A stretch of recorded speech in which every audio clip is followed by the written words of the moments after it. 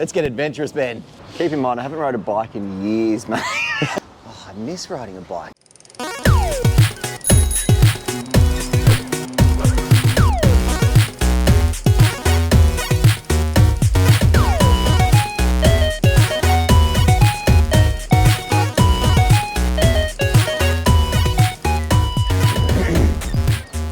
So today on Ride Along, we're riding with the opening GM, General Manager of the new QT Hotel in Newcastle, Michael Stamboulidis. How you doing? Good, Ben. How are you, mate? Good, mate. Thanks for coming for a spin. Mate, pleasure. We're going a little bit too fast, though, so no. Are we? Already feeling the G-forces. Oh, no, what a cracking morning, mate. Yeah, great morning. I think we were saying before, like with a bit of overcast, is quite nice to ride a bike in. So then you're not getting burnt to a crisp and you're not sucking through heaps of water, which is, depending on the night that you have the night before, kind of really helps. Oh yeah, those non-alcoholic beers last night. Ooh. Well, chatting just then about QT Melbourne, QT has its own kind of, you know, trademark style, quirk, chic, niche kind of thing. No hotel's really the same. No, not with QT. But as far as like a city goes, you know, Melbourne is known for laneways, art, coffee, culture, pretty much. I find that at the end of my tours, a lot of people kind of make comparison between Newcastle and Melbourne. Have you found that at all? I have, mate. I have. I think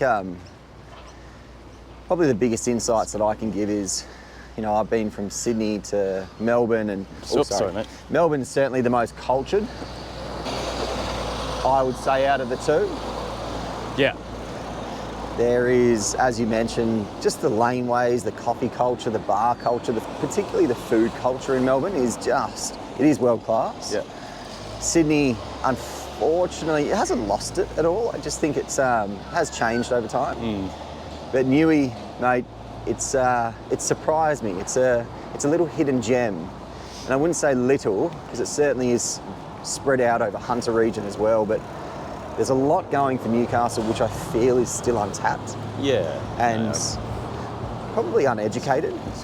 Yeah, I think so. And you know, a part of what we do with Newey Rides is, you know, try and provide that reason for people to turn off the M1 and come and check out Newcastle as opposed to you know, some of the other surrounding destinations. But yeah, it is. It's kind of an untapped thing. You know, it's the only CBD on the beach. Yeah. Wow. Okay. Yeah. So a lot of people like compare it to Melbourne in a way. I think it's like the art and laneway type of thing. Coffee culture, small bars. You know, all that. You know, emerging stuff here. But I guess you can still get a park at the beach in summer, and a good beach too. True. I mean, it's nothing like the northern beaches where I'm originally from. Yeah. You pay $15 for parking on Manly beachfront for an hour. No, so you've been here for like 6 months, right? Been here for about a year now. A year, okay. Yeah. Oh, so you've seen the summer in Newcastle? Kind of. Yeah. We're opening the hotel then, so it was, as much as I tried to get down to Merriweather for a swim every now and then, I was pretty caught up with just the opening period of the hotel. So surfing not as much as what you used to? Oh, look, I dare say I'd probably need a swimming lesson before I hop on the board again. Yeah, right. Yeah, awesome. No, I mean, that's the awesome thing in Newcastle. Obviously, there's something for everyone in the like coastal activities. You know, like you can get in the harbour on the boat, or kayak, or whatever you do, or just, you know, going for a ride along the foreshore. But yeah, the beaches are cracking, all the way up and down. You know, Lake Mac all the way up through to Port Stephens. So yeah, pretty spoilt for choice. Absolutely, and untouched as well. Like if you just think, we're looking over at Stockton right now, and how long's Stockton Beach? The stretch of sand? Now you're testing me. I can make it 9 miles or something, I think it is. That sounds good, yeah. But, you know, not really a soul on the beach at all. So no, yeah, that's right. Yeah. There is so much to offer. And you've got the best of both worlds, where you've got an airport which is about to turn international. So I just feel that Newcastle, there's a lot of positivity. And you and I have heard this through, you know, recent events that we've both been to, that there is a lot going for Newcastle. Yeah, absolutely. And the growth, I think, is just going to be exponential over the next couple of years. And I love that it's still a working class harbour. Yeah, yeah. The sounds of those big horns in the background, it's just, it breathes life every time you hear it. Yeah, well, I mean, and then it's like like Newcastle's a very parochial city as well. You know, like there's a lot of people from here that still live here, that grew up here, worked here, whatever. Yep. And it's important to acknowledge all that industry of days, you know, days gone by. But yeah, it's still a thriving harbour hub. You know, I guess we're dropping that industrial hard image, but you know, it's still there. I think in like casual and personality and all that kind of thing, it kind of like evolves through. So it's cool. Going from like being a hotel GM, I know you were at QT Melbourne and then took the GM role here at Newcastle, but I read that you've kind of almost done my job. You've been, you're a bridge climb on Sydney Harbour Bridge. Correct. Yeah. Yeah, so I was, I guess in that period where not too sure of a career path as to where I wanted to go, and I knew that hospitality and tourism was for me. I just didn't know what direction. Yeah. So I was kind of testing the waters as we all do when we're young. And stumbled across the role at Sydney Harbour Bridge Climb. Yeah. And that was just exhilarating. I think I climbed it over about 132 times in total. Yeah. I mean, it was tiring, don't get me wrong, but the people you got to meet, the jokes that you could crack along the way. Yeah. You have your list of like dad jokes that you can bang out. Mate. I mean, look, I know a lot about the history of Sydney Harbour, that's for sure, but yeah, you just have to get creative by the end of it, as you're aware. But yeah, look, a really, really fun experience. It's about hosting, right? Like even, you know, and that evolves through, like even if you're, you know, clipping people on ropes and harnesses and things all the way through to, I don't know, pouring them an old fashioned in the hotel bar, I suppose is such a, you know, important aspect. Big time. Do you ever get like a bit FOMO and go and like do a bit of freelance climbing on the Stockton Bridge at all? Well, I haven't done it yet, mate, to be honest. Oh, you might get tempted as we ride out here. You'll see it in the distance, the calling. So you did bridge climb, and I read DeCosti Seafood back when you were young. Mate, that was my bloke? first, well, not my first gig. My first gig was actually before that, but I started at DeCosti's when I was about 14 or 15, and worked pretty much just through as a cashier and got to learn. Again, it was an interesting journey for me there, because I actually was working with the son of DeCosti Seafood. His name was Con Costi. Okay. I'm actually still friendly with him now, but he taught me a lot. He taught me about business and just, I guess, looking after your customer and making sure that they're happy, giving them what they want, but just the basics of running a business as well. Yeah. And it was a very successful business as well at the time. But heaving, now if you go to the fish markets in Sydney for a bite or something, it's heaving. DeCosti's is like the staple, and it would have been back, you know, when you were young doing it. Yeah. That was about 2002, I think, maybe 2001. Yeah. But no, just really taught me the basics of running a business, and super grateful to this day. Yeah. And then, pretty much learned a lot about fish as well. Right, okay, yeah. It was a little bit smelly by the end of the day, mate. So maybe Newcastle's the perfect spot. Exactly. Yeah. If you think about it, we got your bridge, you got your ocean. I mean, the bridge is a stretch, but you know, if you're tempted. Japan, yeah. So after working with a group called Maryvale for the better part of 9 and a bit years, just needed a break. Needed a break from Australia. Yep. So the wife and I, fiance at the time, we decided, you know, we needed to kind of just get out whilst we still could. And we could get visas at the time as well. So we made the jump over to Japan. Cool. And pretty much worked and travelled around for about a year. Yeah, right. Hopping around the east coast, south coast and west coast of Japan. Any particular jobs, like mainly like hospitality sort of stuff? Hospitality for the better part. Worked at the Intercontinental for about 3 months in Tokyo. Okay, yeah. And then again went travelling for about another 3 months. And then we ended up randomly, and I've never snowboarded before, but we ended up in Niseko, which is south of Hokkaido, in the winter season, sorry. And they've got some of the best snow in the world. And anyway, we ended up running a restaurant bar called Bigfoot Lodge. Okay. A lot of foreigners, a lot of Westerners, a lot of expats as well.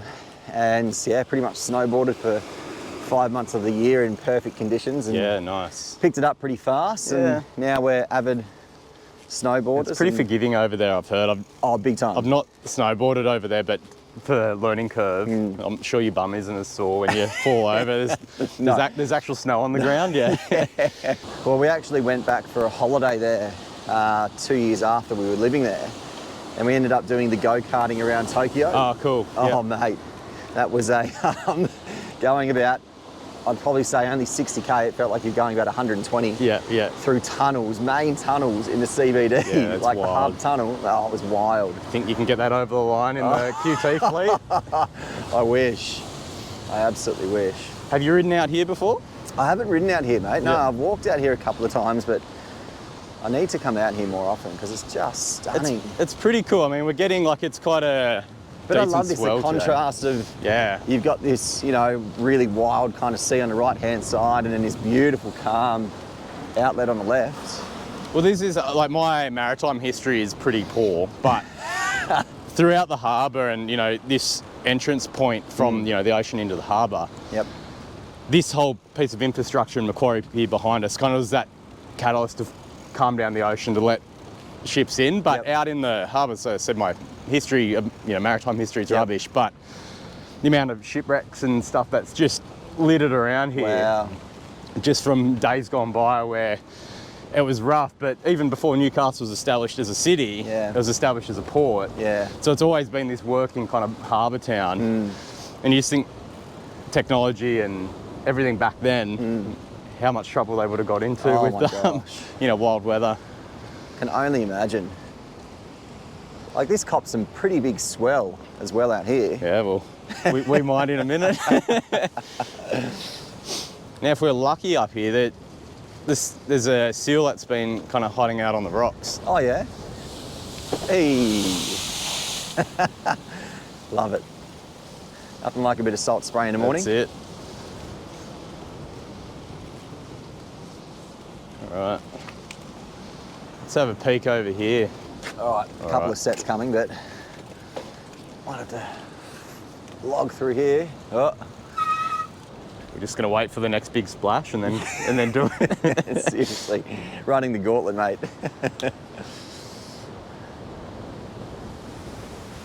Oh, there we go. All right. Bit of spray up your back, maybe. Ah! Nothing like a wet bum. No. So tell me about QT Newcastle. Been open for 6 months-ish. Yep, just coming on to our full, well, December will be our full 6-month trade.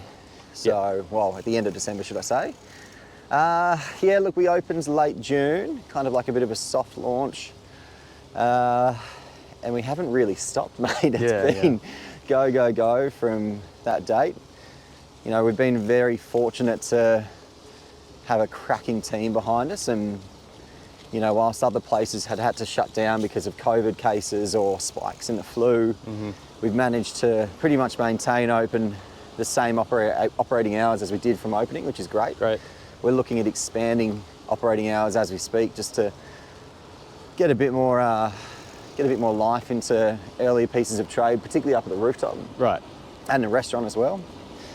But no, look, it's been an eye-opener. It's been certainly challenging, but extremely rewarding at the same time. And when you stop to reflect, particularly back on the past 6 months or 7 months or even a year for me of opening and everything else, I think what we've achieved in 6 months is phenomenal. Yeah. No, I'd agree. And I still see so much more opportunity and so much more growth. And I guess you've got all of that development in that, East End area where you guys are. You got Victoria Theatre that, whispers that that'll be in 18 months' time. We'll be seeing the first patrons through the door, which is really cool. It's huge.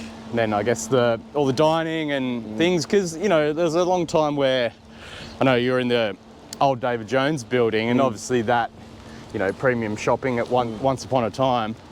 But as like Hunter Street has evolved, I know there's been a lot of people trying to put life back into Hunter Street. So I guess you guys are part of that next Big evolution. Time.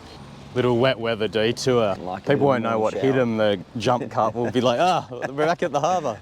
Before, I mean, I don't know if you visited Newey in days gone by, but there's a big heavy rail corridor going through the city. So you can see, obviously, the signal box, which is Yep. now a restaurant, bar, Yep. brunch spot. And then the Newcastle station, now obviously public event space, they've done a really nice job of getting up to scratch, but it was such a hard town to get around, like pedestrian wise. So if you were having a beer at the pub down here, there's only like 2 entry points to cross over onto Hunter Street Yeah, okay. around. So now it's obviously a lot more accessible. Was that an old working train or just a No, I think it's a sculpture. Thomas the Tank Engine type, eh? Yeah, look at the kids. Kids love it. What's on the horizon, I guess, the next 12 months for you guys? Look, 2023, we're probably going to shake things up again with our food menus across the hotel. Yep. In fact, I can tell you right now, that's definitely being worked on as we speak. Cool. Just, obviously you kind of find your feet for the first 6 months of trade. For us, we tried something in terms of the food direction. It was well received, but I think we'll shake things up and change it completely. Yep. So watch this space in that front. Nice. But just engagement with more community activities, working really closely with Newcastle City Council, with providers like yourself as well. I think, we have got the benefit of being a really refined brand, and, there's a responsibility to the hotel, to the guests, but also to the wider community at Newcastle. Yeah, cool. So, yeah, it's going to be pretty fun, mate. Man, I don't want to get you hit by a car here. We'll just go up this ramp. Yeah, so I guess you guys are... Morning, guys. This is the grand tour. Yeah, I guess, you guys become ambassadors for the city, Yeah, like I said, it's almost like we have a responsibility just to make sure that we are advocates for the city as well. And I think there's so much to advocate for. That's what makes it easy. So, look, 2023 is going to be huge. A couple of big activations coming up from a brand perspective. So one thing you are missing is bike valet. Well, we've got bike areas where you can lock up your bike, but it's not directly in front of the hotel. Yeah, well, I was actually looking at that. Like, there's a lot of people touring around and travelling on bikes. And here we're back at the hotel now. But with all the bike path infrastructure and locks and things, and, I don't know if there's somewhere to lock the bike in the hotel, but I could imagine there's a lot of people that could travel and, they not camp and whatever, they can do a credit card tour, come in, eat something nice, jump on the bike the next day, ride up to wherever. Be very cool. Awesome, mate. Thank you very much for the ride. Pleasure. Thank you. We'll do it again soon. Absolutely. Cool. Absolutely.